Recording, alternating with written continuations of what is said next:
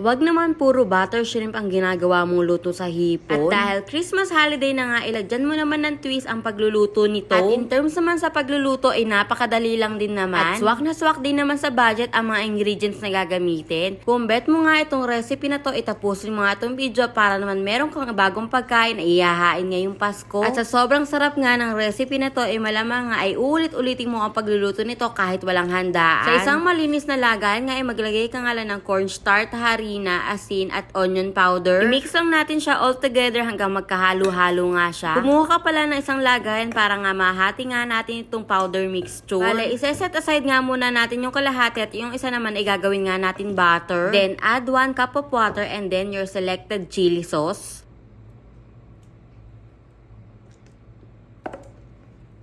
And then, mix lang natin all together para naman magbanding ang mga ingredient. Charis. Then, add water if necessary until makuha nga natin yung ganitong consistency. Let's set aside muna itong butter at lagyan na nga natin ng pampalasa itong ating hipon. Kailangan muna natin hugasan ng maayos at i-devein nga itong hipon. Nag-add lang pala ako ng salt and pepper since yung gagamitin nga nating mixer ay meron na nga siyang ibang pampalasa. Lagyan na nga natin to ng powder mixture para naman makot nga itong ating mga hipon. Afterwards nga, ikunin na nga natin yung butter nga natin na nagawa at ilalagay nga natin tong hipon doon.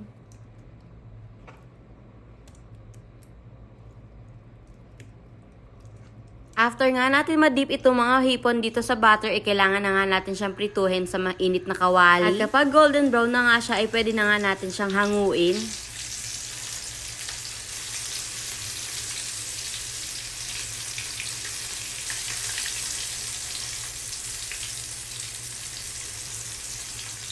After nga natin magprito, ay gumawa naman tayo ng ating sauce. Pagaluhaluin nga lang natin itong mayonnaise, chili sauce at itong sweet and spicy sauce. Then, mag-add lang pala tayo ng salt. Kayo na nga ang bahala sa mga brand na gagamitin nyo as long as okay sa inyo at masarap naman sa panlasa ninyo. After adding all the ingredients, ay halu-haluin nga lang natin para mag-well combine sila. Since okay na nga ang ating sauce at nakapagprito na rin tayo ng hipon, ay ilagay na nga natin itong hipon dito sa sauce.